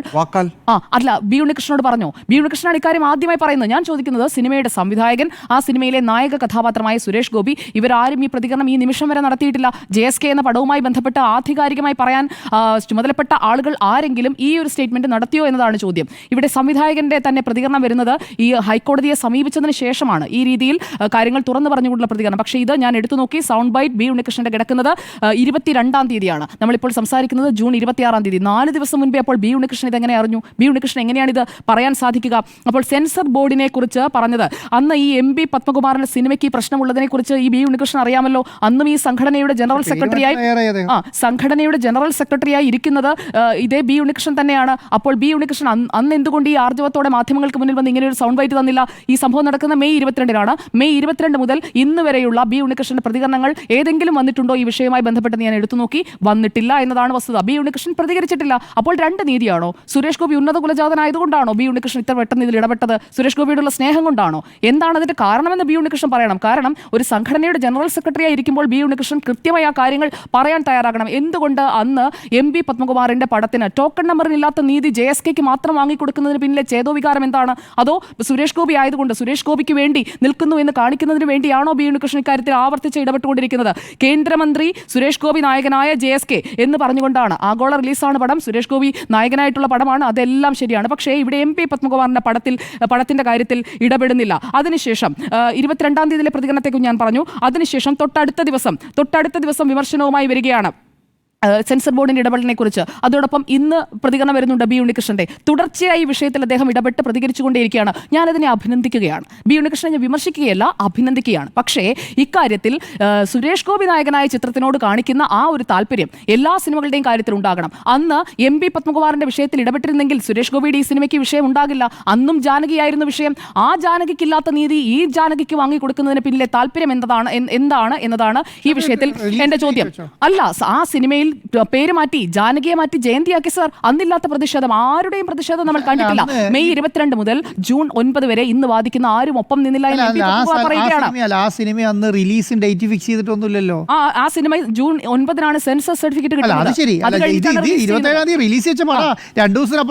അല്ല, ബാക്കി ഞാൻ പറയാം, ഞാനൊന്ന് പൂർത്തിയാക്കിക്കോട്ടെ. ഇവിടെ ഈ ഒരു സിനിമയെ കുറിച്ച് നമ്മൾ പറഞ്ഞു, അന്ന് ആരുമില്ല ചോദിക്കാൻ. എം പി പത്മകുമാറിന് നീതി ലഭിക്കാത്തതിനെ കുറിച്ച് പരാമർശിച്ചു പോകാനാണ് ഞാൻ അതിന്റെ ഡീറ്റെയിൽസിലേക്ക് പോയത്. അതോടൊപ്പം തന്നെ വിവേക് അഗ്നിഹോത്രിയുടെ കാര്യത്തിലും ഈ രീതിയിലുള്ള വാദങ്ങളൊന്നും നമ്മൾ കണ്ടിട്ടേയില്ല. വിവേക് അഗ്നിഹോത്രി ജൂറിയായി വന്നപ്പോൾ എന്താണ് ചെയ്തതെന്ന് ഞാൻ അതിലേക്കും വരാം. ഇവിടെ റിവൈസിംഗ് കമ്മിറ്റി മുംബൈയിൽ ചേരുന്നു. കേരളത്തിൽ നിന്ന് ഇക്കാര്യത്തിൽ സർട്ടിഫിക്കേഷൻ ആർക്കും എതിർപ്പില്ല. മലയാളം സിനിമയാണ്. ആ മലയാളം സിനിമയിൽ ചരിത്രപരമായ ഒരു പ്രമേയമല്ല എന്നവിടെ പറയുന്നുണ്ട്. 92 ഇടങ്ങളിൽ സുരേഷ് ഗോപി ജാനകി എന്ന പേര് പറയുന്നുണ്ടെങ്കിൽ ആ പേരുമാറ്റം എന്നതിന്റെ അർത്ഥം റീഡബിംഗ് ആണ്. റീഡബ് ചെയ്യണം. റീഡബ് ചെയ്ത് ഒരു ആഗോള റിലീസായിട്ടുള്ള പടം നാളെ എന്തായാലും ഇറക്കാൻ പറ്റില്ല. ഇന്നിപ്പോൾ അവർ റീഡബ് ചെയ്യാൻ ആവശ്യപ്പെട്ടാലും അങ്ങനെ ഇറക്കാൻ പറ്റില്ല. അപ്പോൾ ഇനി ഏക പ്രതീക്ഷ എന്ന് പറയുന്നത് നിൽക്കുന്നത് കോടതിയിലാണ്. സുരേഷ് ഗോപി കേന്ദ്രമന്ത്രി ആയതുകൊണ്ട് പ്രൊഡ്യൂസേഴ്സ് അസോസിയേഷൻ രംഗത്ത് വന്നതാകാം, അല്ലെങ്കിൽ അദ്ദേഹം താരസംഘടനയിലെ ഒരു പ്രധാനപ്പെട്ട ആളായതുകൊണ്ട് രംഗത്ത് വന്നതാകാം, അങ്ങനെയൊക്കെ നമുക്ക് കരുതാം. പക്ഷേ ഇതിന് പിന്നിൽ എന്തോ ഉണ്ട് എന്നത് എൻ്റെ ഒരു സംശയമാണ്. കാരണം ഈ സിനിമയുടെ റിലീസ് നാളെ നടക്കരുത്, അല്ലെങ്കിൽ ഈ സിനിമയുടെ റിലീസ് നാളെ നടക്കാതിരിക്കുന്നത് അത് മറ്റൊരു തരത്തിൽ അവതരിപ്പിക്കപ്പെടുന്നതിനായിട്ടുള്ളൊരു നീക്കമുണ്ടോ എന്നൊരു സംശയം അതെൻ്റെ മനസ്സിലുണ്ട്. അതുകൊണ്ടാണ് ഞാനത് പറഞ്ഞത്. ഇവിടെ നിർമ്മാതാക്കളായ കോസ്മോസ് എന്റർടൈൻമെന്റ്സ്, അവരുടേതാണല്ലോ ഈ JSK versus Janaki versus state of Kerala എന്ന ചിത്രം. കോസ്മോസ് എന്റർടൈൻമെന്റ്സ് ചൊവ്വാഴ്ചയാണ് ഹൈക്കോടതിയിൽ ഹർജി കൊടുത്തത്. അപ്പോൾ ഹൈക്കോടതി ഇക്കാര്യത്തിൽ എന്താണ് റീസൺ, കാരണം എന്താണ് എന്നതാണ് ചോദിച്ചിരിക്കുന്നത്. അപ്പോൾ ആ കാരണം എന്താണ് എന്നത് ഇപ്പോൾ റിവ്യൂ കഴിഞ്ഞപ്പോൾ മറ്റൊരു സാധ്യതയില്ല, ഈ പേര് മാറ്റിയേ പറ്റൂ എന്നതിലേക്ക് എത്തുകയാണ്.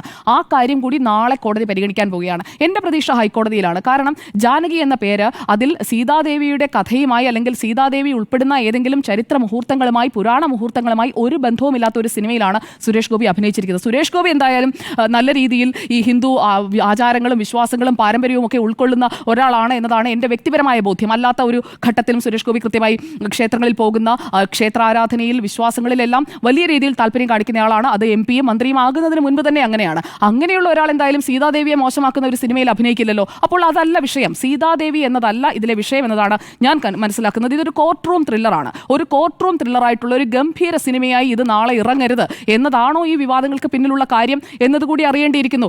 നേരത്തെ മാഡം നിങ്ങളൊക്കെ സൂചിപ്പിച്ചതുപോലെ ദൈവങ്ങളുടെ പേര് ഒഴിവാക്കി കഴിഞ്ഞിട്ടുണ്ടെങ്കിൽ പിന്നെ ഹിന്ദുക്കൾക്ക് ഏത് പേരാണുള്ളത്? ഇപ്പോൾ എൻ്റെ പേരിൽ തന്നെ പാർവതിയുണ്ട്, അത് ഒഴിവാക്കാൻ പറഞ്ഞാൽ എൻ്റെ പേര് പൂർണ്ണമല്ല. എൻ്റെ മകളുടെ പേര് ജാനകി എന്നാണ്. ആ പേര് ഇടുന്നത് അതൊരു ദൈവത്തിൻ്റെ പേരാണ്, നിങ്ങൾ പേരിടാൻ പാടില്ല. അങ്ങനെയല്ല, ഈ വിഷയത്തിൽ മറ്റെന്തോ കാര്യങ്ങൾ നടക്കുന്നുണ്ട്. അതിൻ്റെ റിയാലിറ്റി പുറത്തു വരണം എന്നതാണ് ഞാൻ ആഗ്രഹിക്കുന്നത്. ബലാത്സംഗത്തിനിരയാകുന്ന ഒരു സ്ത്രീയുടെ അതിജീവന കഥ പ്രമേയമാകുന്ന ഒരു സിനിമയിൽ ജാനകി എന്ന പേര് മാറ്റിക്കൊണ്ട് മറ്റൊരു പേരിലേക്ക് പോകണമെന്ന് പറയുന്നു. നേരത്തെ ജാനകിയും എബ്രഹാമും വരുമ്പോൾ ആ ജാനകി എന്തുകൊണ്ട് മാറ്റണം എന്നുള്ള ഒരു ചോദ്യം തിരിച്ചു ചോദിച്ചിരുന്നെങ്കിൽ ഇന്ന് ഈ വിഷയം ഉണ്ടാകില്ല. കാരണം അന്ന് ആദ്യത്തെ സംഭവം ഉണ്ടാകുമ്പോൾ തന്നെ നമ്മൾ അതിലേക്ക് പോകണം. നാരായണീൻ്റെ 3 ആൺമക്കളൊക്കെ ഇവിടെ ഇറങ്ങിയതാണല്ലോ. നാരായണി എന്ന് പറയുന്നതും ആരുടെ പേരാണ്, ആരുടെ പര്യായമാണ്, അതും നമ്മൾ ആലോചിക്കേണ്ടതാണ്. നാരായണീൻ്റെ 3 ആൺമക്കൾക്കും എന്ന് സ്വന്തം ജാനകിക്കുട്ടിക്കും അതുപോലെ തന്നെ ഈ ഇല്ലാത്ത പ്രശ്നം ഇവിടെ എബ്രഹാമിനും ജാനകിക്കും വരുമ്പോൾ ഇടപെടാത്തത് തന്നെയാണ് പ്രശ്നം. അപ്പോൾ ഇവിടെ സെലക്റ്റീവാണ് ഇടപെടൽ എന്ന പോയിന്റാണ് ഞാനിവിടെ വെക്കാൻ ആഗ്രഹിക്കുന്നത്. എന്തായാലും ഈ പേര് മാറ്റി ജയന്തിയാക്കി ജൂൺ 9 സെൻസർ സർട്ടിഫിക്കറ്റ് ഒക്കെ പത്മകുമാർ വാങ്ങി. അപ്പോൾ ആ വിഷയം അവിടെ കഴിയുന്നു. ഇവിടെ ബോളിവുഡ് ചിത്രം ഫുലയിലേക്ക് കൂടി നമുക്കൊന്ന് പോകാം. തൊട്ടടുത്ത് എമ്പുരാന് ശേഷം, എമ്പുരാനെ കുറിച്ചാണല്ലോ എല്ലാവരും പറഞ്ഞത്, അതുകൊണ്ട് ഞാനത് ആവർത്തിക്കുന്നില്ല. ബോളിവുഡ് ചിത്രം ഫുലെ, ആ ഫുലയാണ് എമ്പുരാന് ശേഷം റീസെൻസറിങ്ങിന് വിധേയമായ വലിയ രീതിയിൽ വാർത്താ പ്രാധാന്യം നേടിയ ഒരു വിഷയമായിരുന്നു. അന്ന് ഇത് സാവിത്രി ഫുലെയുടെ ജീവചരിത്രമാണ്, അല്ലെങ്കിൽ ജീവിത കഥയാണ് അതിൽ പറയുന്നത്. അപ്പോൾ ഇന്ത്യയുടെ നവോത്ഥാന ചരിത്രം നമ്മൾ എടുത്തു നോക്കി കഴിഞ്ഞിട്ടുണ്ടെങ്കിൽ അതിൽ ഏറ്റവും കൂടുതൽ വിസ്മരിക്കപ്പെട്ടത് സാവിത്രി ഫുലെ തന്നെയാണ്. അപ്പോൾ അതിൽ സാവിത്രി ഫുലെക്ക് നേരെ ബ്രാഹ്മണനായ ഒരു കുട്ടി ചാണകമെറിയുന്നു, മറ്റൊരാൾ ചൂലുമായി നിൽക്കുന്നു. ഈ സീനുകളൊക്കെ വെട്ടിമാറ്റിയാണ് ആ സിനിമയ്ക്ക് അനുമതി കിട്ടുന്നത്. അവിടെയും ഈ തരത്തിലുള്ള ഇടപെടലുകൾ നമ്മൾ കാണുന്നില്ല. പ്രതിഷേധം ഉയരേണ്ടത്, അതായത് ക്രിയേറ്റീവായിട്ടുള്ള ഒരു രംഗത്ത് നിൽക്കുന്ന ആളുകളിൽ നിന്ന് പ്രതിഷേധം എന്ന് പറയുന്നത് ഒരു തുടർ പ്രക്രിയയായി നടക്കേണ്ടതാണ്. അതാണ് എൻ്റെ അഭിപ്രായം. കാരണം അല്ലാതെ 1 or 2 ഇടങ്ങളിൽ, ഇപ്പോൾ എമ്പുരാന്റെ കാര്യത്തിൽ ഒരു ഇടപെടൽ വരുന്നു, അത് കഴിഞ്ഞ് സുരേഷ് ഗോപി നായകനായ ചിത്രത്തിന്റെ കാര്യത്തിൽ ഒരു ഇടപെടൽ വരുന്നു, എന്നാൽ അതൊരു കളക്റ്റീവായിട്ടുള്ള ഒരു റെസ്പോൺസായി എല്ലാവർക്കും നീതി കിട്ടുന്ന രീതിയിലേക്ക് അത് ഉണ്ടാകുന്നില്ല. ഇവിടെ ജ്യോതി റാവു, സാവിത്രി ഫുലെയുടെ ഭർത്താവ്, ജ്യോതി റാവുവിന്റെ പ്രവൃത്തികളെ വിമർശിക്കുക, അതുപോലെ തന്നെ സാവിത്രിയെ പൊതുമധ്യത്തിൽ അപമാനിക്കുക, ഇത് രണ്ടുമാണ് ഞാൻ മനസ്സിലാക്കുന്നത് ട്രെയിലറിലുണ്ടായിരുന്നത് ഈ ഫുലെ എന്ന സിനിമയിൽ. ആ ട്രെയിലർ കണ്ടിട്ടാണ് അന്നത്തെ ബ്രാഹ്മണ സഭയോ ബ്രാഹ്മണ സമൂഹം അവരുമായി ബന്ധപ്പെട്ട സംഘടനകളൊക്കെ രംഗത്ത് വന്നത്. എന്നിട്ട് അതിനുശേഷം സെൻസർഷിപ്പാണ്. അതുപോലെ തന്നെയാണ് മറ്റൊരു സിനിമ, അതായത് കങ്കണ റണൌട്ടിൻ്റെ എമർജൻസിക്കും ഇതുപോലെ തന്നെ വൈകുകയാണ്, സർട്ടിഫിക്കറ്റ് വൈകിപ്പിക്കുകയാണ് CBFC ചെയ്തത്. ആ കാര്യത്തിലും അന്ന് പ്രതിഷേധം വരുന്നതാണ്. പക്ഷേ അതൊന്നും കേരളത്തിൽ ആ രീതിയിലൊന്നും ചർച്ചയായിട്ടില്ല എന്ന് നമ്മൾ കാണുന്നതാണ്. അന്ന് ബോംബെ ഹൈക്കോടതിയാണ്. ഇവിടെ ഇപ്പോൾ കേരള ഹൈക്കോടതിയെ കോസ്മോസ് സമീപിച്ചിരിക്കുന്നു, അതുപോലെ ബോംബെ ഹൈക്കോടതിയെ സമീപിച്ചിരിക്കുകയാണ്. സെപ്റ്റംബർ 6 റിലീസ് ചെയ്യേണ്ടതാണ്, വൈകിപ്പോയത്. അന്ന് എതിരെ വന്നത് ശിരോമണി അകാലിദളാണ്. ഇവിടെ പ്രത്യേകിച്ച് രാഷ്ട്രീയ സംഘടനകളൊന്നും എതിർപ്പുമായി രംഗത്ത് വന്നിട്ടില്ല എന്നതുകൂടി നമ്മൾ കാണണം. അപ്പോൾ ആരുടെ എതിർപ്പ് കൊണ്ടാണ് ഈ റിലീസ് ഇങ്ങനെ വൈകിപ്പിക്കുന്നത് എന്നതാണ് കാര്യം. അതോടൊപ്പം തന്നെ ഇതേ സുരേഷ് ഗോപി എമ്പുരാൻ സിനിമയുടെ കാര്യത്തിൽ എൻ്റെ പേര് ക്രെഡിറ്റിൽ നിന്ന് ഒഴിവാക്കണം എന്നാവശ്യപ്പെട്ടിരുന്നു പാർലമെന്റിൽ. അക്കാര്യം അദ്ദേഹം തന്നെയാണ് പറയുകയും ചെയ്തത്. അന്ന് ജോൺ ബ്രിട്ടാസ് ആയിട്ടുണ്ടായ തർക്കമൊക്കെ ഓർമ്മ കാണുമല്ലോ. 2025 ഏപ്രിൽ 3 രാജ്യസഭയിൽ ആ തർക്കം നടക്കുന്നത്. അന്ന് എമ്പുരാൻ സിനിമ ക്രെഡിറ്റിൽ നിന്ന് പേരൊഴിവാക്കാൻ ആവശ്യപ്പെട്ടു എന്ന് പറഞ്ഞതിനൊപ്പം സുരേഷ് ഗോപി മറ്റൊരു സിനിമയെ കൂടി പറഞ്ഞിരുന്നു. ആ സിനിമയുടെ കാര്യം കൂടി സൂചിപ്പിച്ച് ഞാൻ അവസാനിപ്പിക്കാം. എമ്പുരാനെ കുറിച്ച് സംസാരിക്കുന്നവർ TP51 വെട്ട് എന്ന സിനിമ റീ റിലീസ് ചെയ്യാൻ ധൈര്യം കാട്ടുമോ എന്ന കാര്യമാണ് അദ്ദേഹം ചോദിച്ചത്.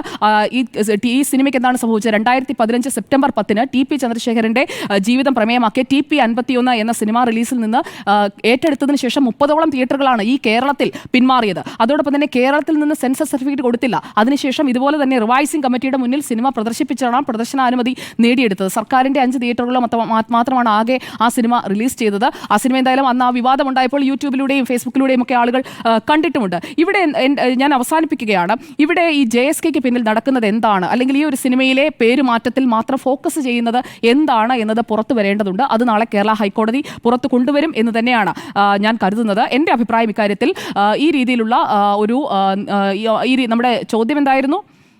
നമ്മുടെ ചോദ്യം പേരിടാൻ പേടിക്കണോ എന്നാണ്. പേരിടാൻ പേടിക്കേണ്ട ഒരു സാഹചര്യം നമ്മുടെ രാജ്യത്ത് നിലവിലില്ല.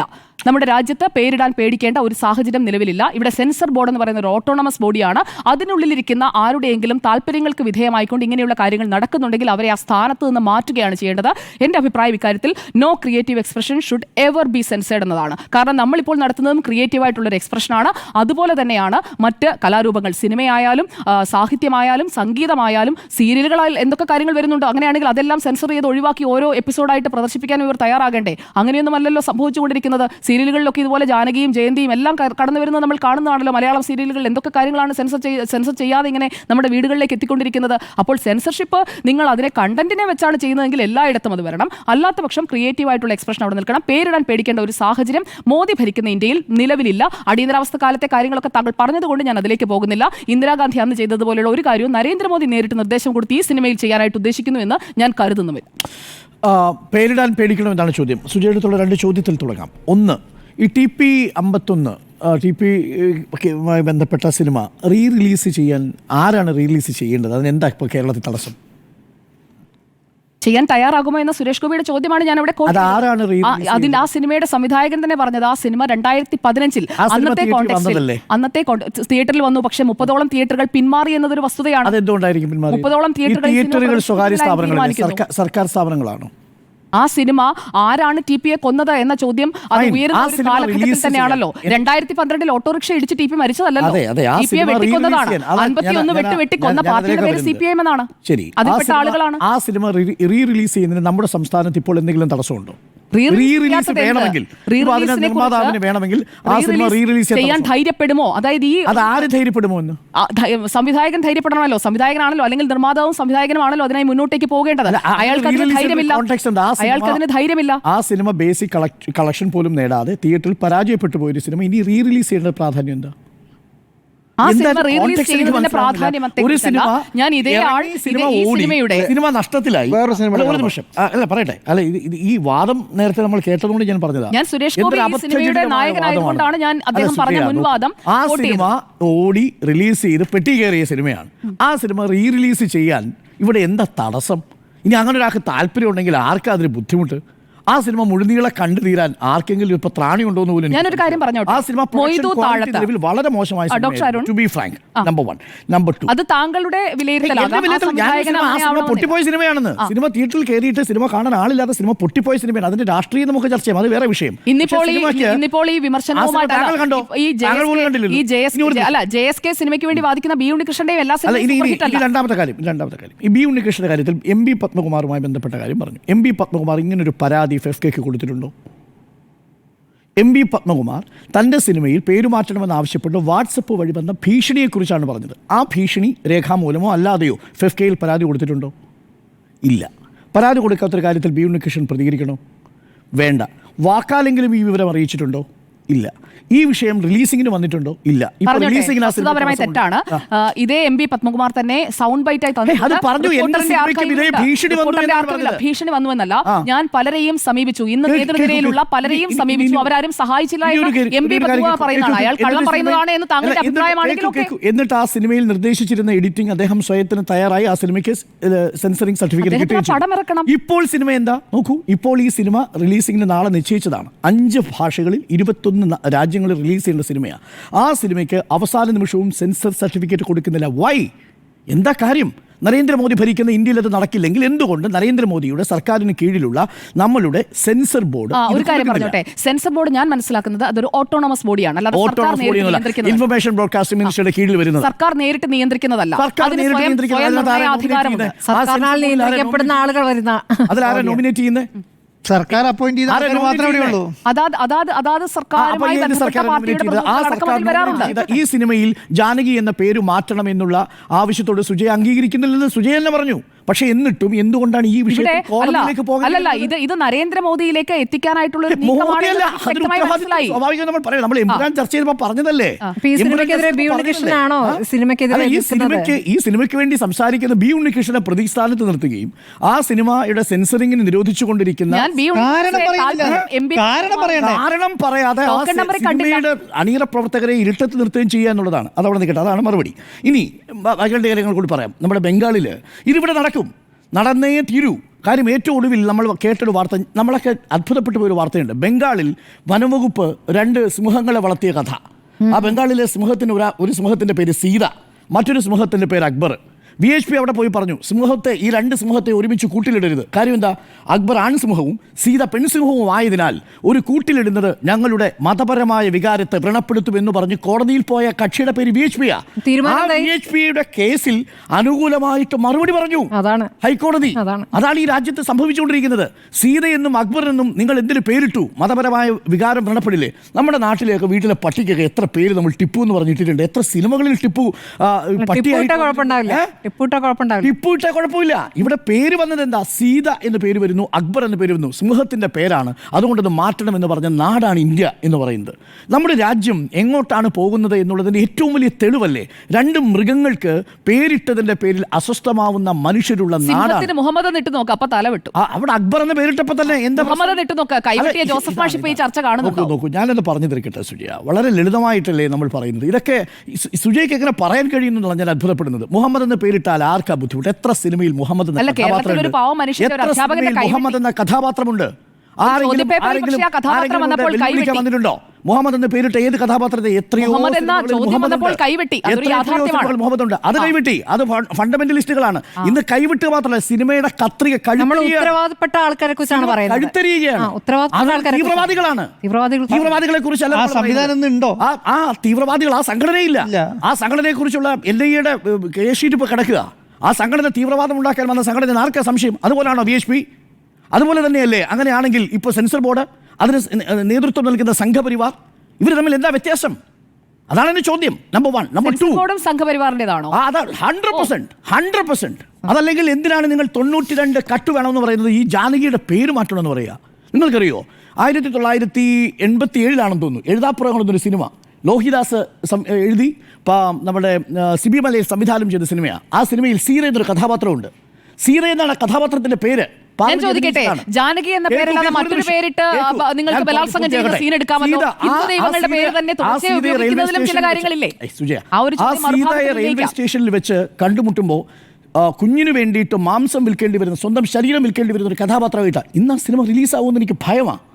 നിർമാല്യം എന്നൊരു സിനിമ MT വാസുദേവൻ നായർക്ക് എഴുതി സംവിധാനം ചെയ്യാൻ കഴിയുമോ? ഭയമാണ്. ഈ നാട്ടിൽ എന്താ സംഭവിച്ചുകൊണ്ടിരിക്കുന്നത് എന്നുള്ളതാ. 1977 കാഞ്ചന സീത എന്ന് പറഞ്ഞിട്ടൊരു സിനിമ സംവിധാനം ചെയ്തിട്ടുണ്ട്. ആര്? നമ്മുടെ അരവിന്ദൻ. അന്നത്തെ ദേശീയ പുരസ്കാരം കിട്ടിയിട്ടുണ്ട് സംവിധായകന്. ആ കാഞ്ചന സീതയും ആ കാഞ്ചന സീത എഴുതിയ CN ശ്രീകണ്ഠൻ നായർക്കും ഇന്ന് അങ്ങനെ ഒരു നാടകം എഴുതാൻ പറ്റുമോ? ഈ രാവണനെ കുറിച്ചാണ് പറയുന്നത്. രാവണനെ കുറിച്ചാണെങ്കിലും കഥ എന്താണ്? പ്രമേയം എന്താണ്? പറയൂ. 300 രാമായണങ്ങൾ എന്ന രാമാനുജന്റെ ഉപന്യാസത്തെ കത്തിച്ചു കളഞ്ഞില്ലേ? ഇത് പഠിപ്പിക്കാൻ സമ്മതിച്ചോ? 300 രാമായണങ്ങൾ എന്ന് പറഞ്ഞാൽ എന്താ? അത് വാൽമീകി രാമായണം ഒരു രാമായണം മാത്രമാണെന്നാ. കമ്പരാമായണമുണ്ട്, ജൈനന്റെ രാമായണമുണ്ട്, ദക്ഷിണേന്ത്യയിലെ നാടോടി കഥയിലെ രാമായണമുണ്ട്. ഇതിൽ ഓരോ രാമായണത്തിലും ഓരോ രാമനും സീതയുമുണ്ട്. നിങ്ങളുടെ രാമൻ ഏതാ? നിങ്ങളുടെ സീത ഏതാ? ആരുടെ രാമൻ എന്ന് ശ്യാംകുമാറിന്റെ ഉപന്യാസം എഴുതിയിട്ടുണ്ട്. എഴുതാൻ പറ്റുമോ? ഇപ്പോൾ അതൊരു സിനിമയാക്കാൻ പറ്റുമോ? ഡോക്യുമെൻ്ററി ആക്കാൻ പറ്റുമോ? ഈ നാട് എങ്ങോട്ടാണ് പോകുന്നത്? സ്വാഭാവികമായും അത്തരം ചോദ്യങ്ങൾ ഉണ്ടാവില്ലേ? അപ്പോൾ അതുകൊണ്ട് എൻ്റെ ലളിതമായ ഒറ്റ ചോദ്യമേ ഉള്ളൂ.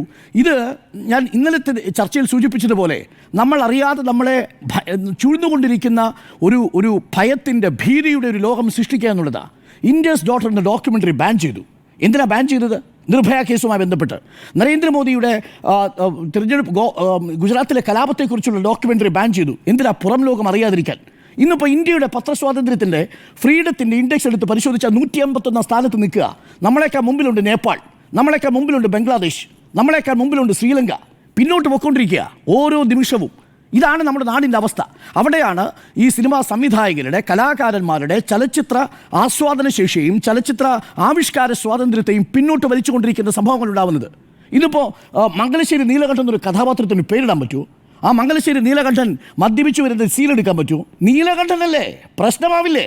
മേലെടുത്ത് രാഘവൻ നേരെ ഇറക്കി വിടാൻ പറ്റുമോ വീട്ടിൽ നിന്ന്? രാഘവൻ രാമൻ്റെ പര്യായമല്ലേ? എങ്ങനെ പറ്റും?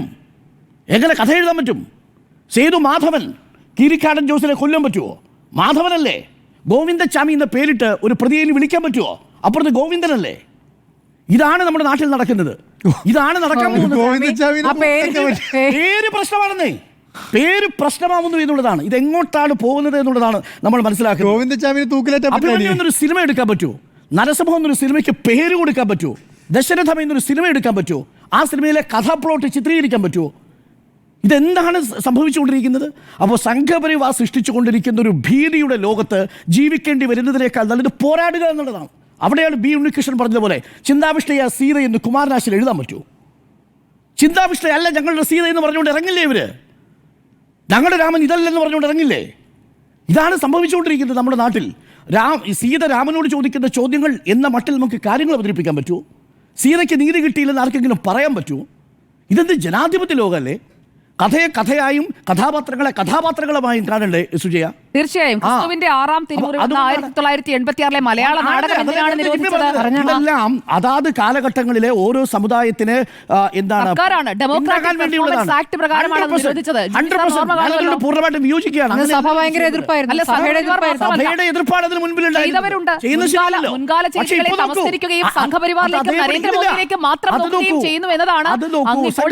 ഇപ്പോൾ നമ്മുടെ മുമ്പിലുള്ള വിഷയം എന്താ? ഈ വിഷയമാണ്. ഈ വിഷയത്തിൽ എന്തുകൊണ്ട് സെൻസർ ബോർഡ് അംഗീകാരം നൽകുന്നില്ല സുജയ? കാരണം പറയൂ. സിനിമകൾ റിലീസ് ചെയ്യണം, സിനിമ ചെയ്യാത്തത് എന്തെന്ന് ഞാനെന്തോ തടഞ്ഞു വെച്ചിരിക്കുന്ന പോലെ താങ്കൾ എന്തിനാണ് സിനിമ റിലീസ് അനുവദിക്കുന്നില്ല? ആ സംവിധായകനും അനുവദിക്കുന്നില്ല മാത്രമല്ല കാരണം പോലും പറയുന്നില്ല. ഞാൻ ആ സിനിമ, എനിക്ക് സുരേഷ് ഗോപിയുടെ സിനിമ നാളെ ഞാൻ ഫസ്റ്റ് ഡേ ഫസ്റ്റ് ഷോ കാണാനിരുന്നതാണ്. എനിക്ക് കാണാൻ പറ്റുന്നില്ല. അല്ലല്ല, ഇത് രണ്ടും കൂടി പറയല്ലേ സുജയ? രണ്ടും കൂടിയല്ല, ഞാൻ ഒന്നാ പറഞ്ഞത്. ഒറ്റ കാര്യമേ ഉള്ളൂ, പേരിടാൻ ഭയക്കുന്ന ഒരു സാഹചര്യം ഇവിടെയുണ്ട്. ഈ സിനിമയുടെ പേര് വേറെ ഏതെങ്കിലും ഒരു പേരായിരുന്നെങ്കിൽ ഈ സിനിമ റിലീസ് ചെയ്തല്ലേ? ഇപ്പോൾ പേര് ജാനകി ആയതുകൊണ്ട് സിനിമ റിലീസ് ചെയ്യാൻ പറ്റാത്ത സാഹചര്യമാണെങ്കിൽ നാളെ എങ്ങനെ ഈ പേരുകൾ ഇടും എന്നുള്ളതാണ് ചോദ്യം. അപ്പോൾ ആ ചോദ്യത്തിന് മുന്നിൽ ഉത്തരവില്ല. അതുകൊണ്ട് പേരിടാൻ പേടിക്കണം എന്ന ചോദ്യത്തിന് ജയന്തി ആയി കഴിഞ്ഞപ്പോൾ സെൻസർഷിപ്പ് കൊടുത്തു. ജയന്തി ആക്കിയാൽ മതി. ജാനകി ജയന്തി ആക്കണം. ഇതാണ് നമ്മുടെ നാട്ടിൽ സീതയും രാമനെയും ഏത് രീതിയിലും അപമാനിക്കണം എന്നുള്ള തോന്നലുള്ള ആളുകളുണ്ടോ എന്നൊരു സംശയവും അവിടെ ഉയരുന്നുണ്ടല്ലോ. ആർക്കാണ് സീതയും രാമനെ അപമാനിക്കേണ്ടത്? ആരാണ് സീത, ആരാണ് രാമൻ? ഇതൊക്കെ എല്ലാവർക്കും അറിയാവുന്നതല്ലേ? ഇപ്പോൾ അതാണ് ഞാൻ നേരത്തെ എഴുതാപ്പുറങ്ങൾ എന്ന സിനിമയിൽ അങ്ങനെ ഒരു കഥാപാത്രത്തിന് പേര് കൊടുക്കാൻ ഭയക്കില്ലേ ഈ സുജയുടെ വർത്തമാനം കേൾക്കുമ്പോൾ? ഒരു ഒരു ഒരു ക്രിമിനലിന്റെ പേര് ഇതാണെങ്കിൽ നമുക്ക് വാർത്ത വായിക്കാൻ ഒരു ക്രിമിനലിന്റെ പേര് സംഘപരിവാരങ്ങൾ പറഞ്ഞതുകൊണ്ടാണ് ക്രിസ്തുവിന്റെ 6-ാം തിരുമുറിവൊക്കെ നമ്മുടെ കേരളത്തിൽ തന്നെയുള്ള കേരളത്തിന്റെ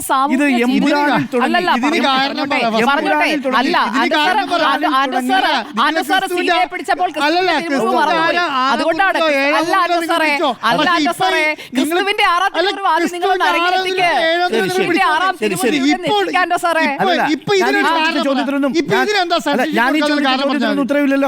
അല്ലല്ല, താങ്കൾ ചോദിക്കുന്ന ചോദ്യങ്ങൾ സെൻസർ ബോർഡിനോടുള്ളതാണ്. ഞാൻ സെൻസർ ബോർഡ് അംഗമല്ല. ആകുമ്പോൾ ഞാൻ കൃത്യമായി കാര്യങ്ങൾ അല്ലല്ല, സ്വാഭാവികമായും ആ ചോദ്യങ്ങൾ സുജയെ ഡിഫെൻഡ് ചെയ്തതുകൊണ്ടാണ് ഞാൻ ഡിഫെൻഡ് ചെയ്തത്. എന്താണ്? ചില കാര്യങ്ങളിൽ മാത്രമുള്ള അല്ലല്ല, ചില കാര്യങ്ങളിലുള്ള താല്പര്യമാണ്. ചില കാര്യം ഞാൻ സെൻസർ ബോർഡിനെ ഇവിടെ ന്യായീകരിച്ചില്ല. അത് മലയാളം മനസ്സിലാവുന്നവർക്ക് മനസ്സിലായിട്ടുണ്ട്. താങ്കൾക്ക് മനസ്സിലാവാത്തത് എന്തുകൊണ്ടാണെന്ന് എനിക്കറിയാം. ശരി. അപ്പോൾ നമുക്ക് പേരിടാൻ പേടിക്കണോ എന്നതായിരുന്നു ചോദ്യം. പേരിടാൻ പേടിക്കണം എന്ന് തന്നെയാണ് 4 പേരുടെ അഭിപ്രായം. പേരിടാൻ പേടിക്കണ്ട എന്നാണ് ഒരാളുടെ അഭിപ്രായം.